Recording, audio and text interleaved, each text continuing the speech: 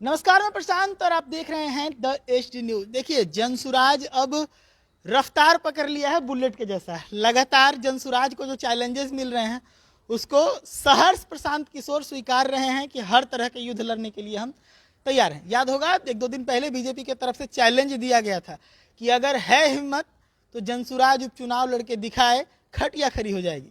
इस बात पे जनसुराज के प्रणेता प्रशांत किशोर का जवाब आ गया है। जवाब हालांकि उन्होंने पूरा खुलकर तो नहीं दिया, लेकिन उन्होंने साफ कहा है कि चुनाव लड़ेंगे तो अच्छे से लड़ेंगे, नहीं तो नहीं लड़ेंगे। ये भी साफ कर दिया कि अगर 2 अक्टूबर से पहले की तारीख निकली उपचुनाव की तो लड़ेंगे, नहीं तो माफ कीजिएगा 2 अक्टूबर के बाद अगर तारीख निकली है तो लड़ेंगे, नहीं तो नहीं लड़ेंगे। इसको लेकर लगातार प्रशांत किशोर के ऊपर अब हमले होने लगे हैं कि जो है वो दिखावा की राजनीति प्रशांत किशोर की तरफ से होने लगा है, हवा निकल जाएगा। सबसे पहले प्रतिक्रिया तो बाद में लेंगे, हम ये जानना चाहेंगे आप लोग कहाँ कहाँ से उपचुनाव लड़ने की तैयारी कर रहे हैं। देखिए, 4 गो विधानसभा में रिक्ति हुई है, क्योंकि वहाँ के विधायक सांसद हो गए हैं। तो आदरणीय प्रशांत किशोर जी इस बात पर गहन मंथन कर रहे हैं कि वहाँ चुनाव अगर लड़ा जाए तो कैसे लड़ा जाए।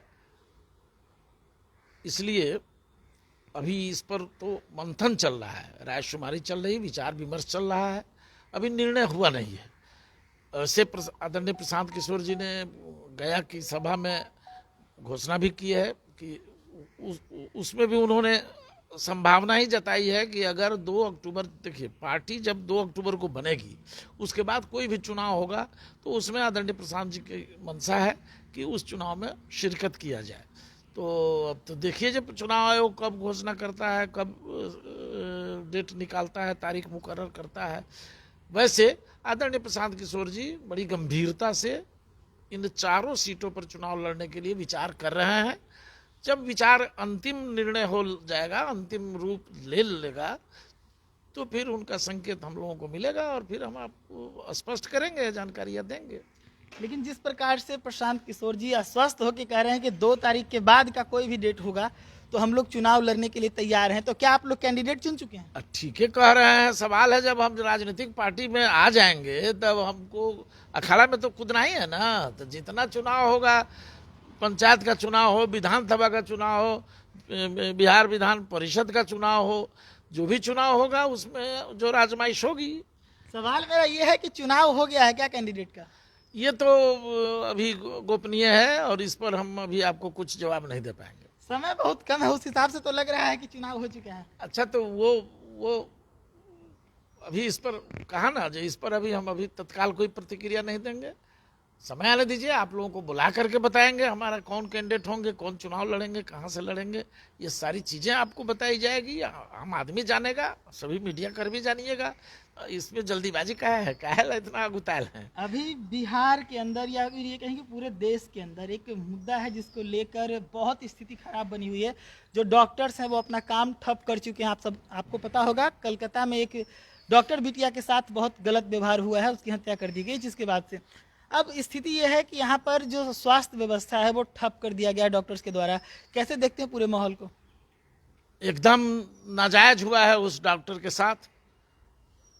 यह नृशंस हत्या की घटना है, उसके साथ बलात्कार भी किए गए हैं और 1-2 आदमी मिलकर नहीं किया है। जिस तरह की स्थितियां सामने आ रही हैं, जो सूचनाएं आ रही हैं, उससे ये ऐसा प्रतीत होता है कि एक गैंग मिल करके इसने काम किया है, जिसमें हम समझते हैं 5 से अधिक लोग जरूर उसमें शामिल होंगे। वो वहाँ के गवर्नमेंट का फेल्योर है, उसको इमीडिएट कार्रवाई करनी चाहिए थी, अभियुक्तों को गिरफ्तार करना चाहिए था। दुर्भाग्य है जिस आवास में वो रह रही थी, जिस अस्पताल में ये घटना घटी है, वहाँ CCTV तक नहीं है। ये कितना दुर्भाग्यपूर्ण बात है।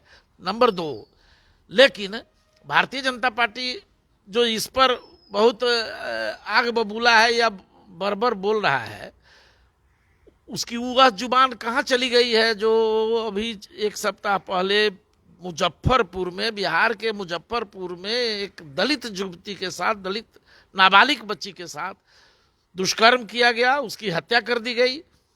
उस पर जो कैंडल मार्च ये लोग निकाला है कलकत्ता की घटना पर, वो कैंडल मार्च इन लोगों को यहाँ भी निकालना चाहिए, उस पर भी बोलना चाहिए, कहना चाहिए। तो अभी तक भाजपा के न डिप्टी सीएम साहब का, न अध्यक्ष जी का और न मुख्यमंत्री नीतीश बाबू का कोई बयान आया है।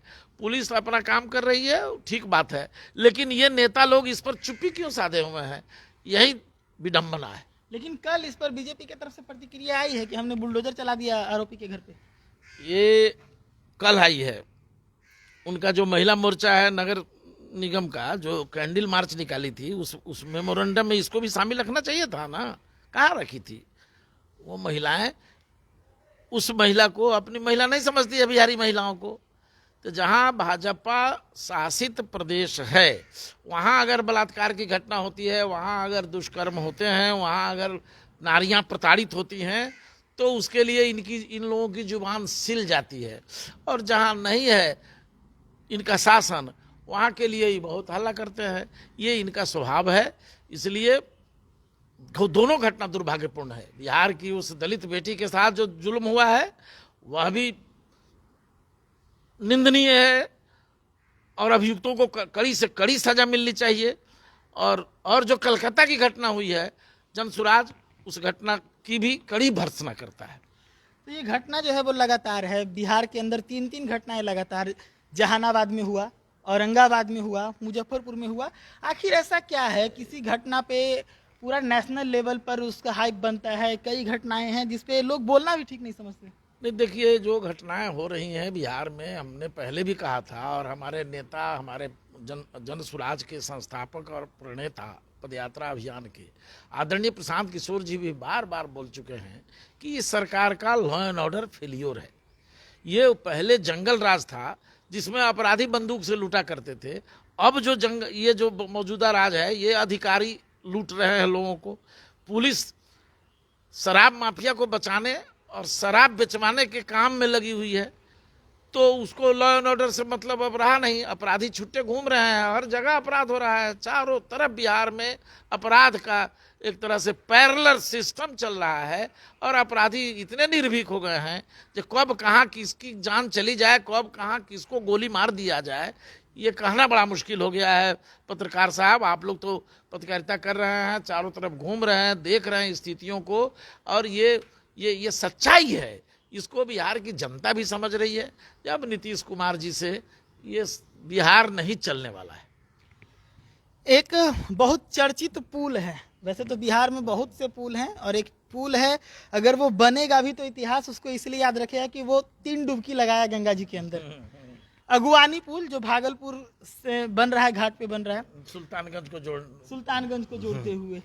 मनीष कश्यप इसको लेकर जब पहली बार गिरा था तो फिर दोबारा से गिरने का अंदेशा भी जताए थे, उसके बाद 2 बार और गिरा पुल। देखिए, कौन क्या अंदेशा जताया था, मैं इस पर टिप्पणी नहीं करने के लिए हूँ। मैं ये बात जरूर कह रहा हूँ कि यह पुल भ्रष्टाचार की भेंट चढ़ा है। बिहार सरकार में शीर्ष पदों पर बैठे लोग उस कंस्ट्रक्शन कंपनी से क्या उनका गठजोड़ है, ये समझ में नहीं आ रहा है। अगर हाईकोर्ट इंटरफेयर नहीं करता तो ये लोग फिर उसी ठेकेदार को आगे एक्सटेंशन देते। सच्चाई यही है कि 600 करोड़, देखिए गरीब बिहार के साथ ये लोग कितना मजाक ये सत्ताधारी दल के लोग कर रहे हैं कि भारतीय जनता पार्टी जदयू दोनों के 600 करोड़ की लागत से 2014 में नीतीश कुमार जी ने उस पुल का शिलान्यास किया था। अगर वह निर्धारित समय में बन गया होता तो 600 करोड़ में ही बन जाता। इन लोगों ने, पुल निर्माण निगम के अधिकारियों ने मुख्यमंत्री के स्तर पर और मंत्रिमंडल स्तर पर क्या खेला खेला, जो वो पुल का रेट रिवाइज करते करते करते करते अभी 1700 करोड़ रुपया हो गया। 600 करोड़ में बनने वाला पुल 1100 करोड़ फाजिल लगा के बनाया जाने की बात हुई, और तो भी वो पुल धंसता गया। देखिए, पुल धंसने के 2 कारण हैं: कमजोर मटेरियल, कुशल प्रबंधन वहाँ नहीं होना, कुशल कारीगरों से उसका निर्माण नहीं कराना, ये उसके मूल कारण हैं। तो इंजीनियर को कमीशन चाहिए, वो कनीय अभियंता से शुरू होता है कमीशन का रेट, सबसे ज़्यादा कनीय अभियंता को, उसे थोड़ा कम सहायक अभियंता को, उससे थोड़ा कम कार्यपालक अभियंता को, उससे थोड़ा कम अधीक्षण अभियंता को, फिर उससे थोड़ा कम मुख्य अभियंता को, और फिर फंड जो यहाँ से जारी होता है उसका अलग कमीशन होता है 2% 2.5%। वो सचिवालय में बैठे अधिकारी जो उस विभाग के बड़े बड़े अधिकारी हैं, वो जो फंड की स्वीकृति करते हैं तो वो अलग से लेते हैं। तो ये हालत है साहब, पूरा घूसखोर अधिकारियों और भ्रष्टाचारियों के समन्वय से पुल दहे हैं। केवल वो पुल नहीं दहा है, अभी तक इस बरसाती सीजन में 18 पुल दह गए हैं, जिससे हजारों करोड़ रुपया का नुकसान बिहार के गरीब जनता का हुआ है। ये रुपया सरकार चलाने वाले लोगों के घर का रुपया नहीं है, ये बिहार के गरीब जनता का रुपया है, जो ये लोग लुटा रहा है, उड़ा रहा है अपने कमीशन खोरी के लिए, अपने राजनीतिक चंदा के लिए, और अपने ईमान को बेच करके ये लोग बिहार को बेच रहा है। आज बिहार देश का सबसे गरीब, सबसे अशिक्षित, सबसे ज्यादा पलायन करने वाला राज्य बना हुआ है। अभी नीति आयोग का रिपोर्ट भी इस बाबत भारत सरकार को सबमिट किया गया है। अभी आर्थिक सर्वेक्षण भी बिहार सरकार ने कराया है, तो नीति आयोग इसको प्रमाणित कर दिया है कि बिहार सबसे ज़्यादा गरीब है, सबसे ज़्यादा परेशान हाल है। और इसका सर्टिफिकेट नीतीश कुमार की सरकार ने जो अभी आर्थिक सर्वेक्षण कराया है उसमें भी आ गया है। आपको मालूम होना चाहिए कि 31 मार्च 2023 तक बिहार पर 2,94,000 करोड़ रुपया का कर्जा है। मतलब एक बच्चा जो जन्म ले रहा है, आज माँ की कोख से धरती पर आ रहा है बिहार में, उस पर 19,000 रुपया कर्जा लेते हुए वो बच्चा जन्म ले रहा है।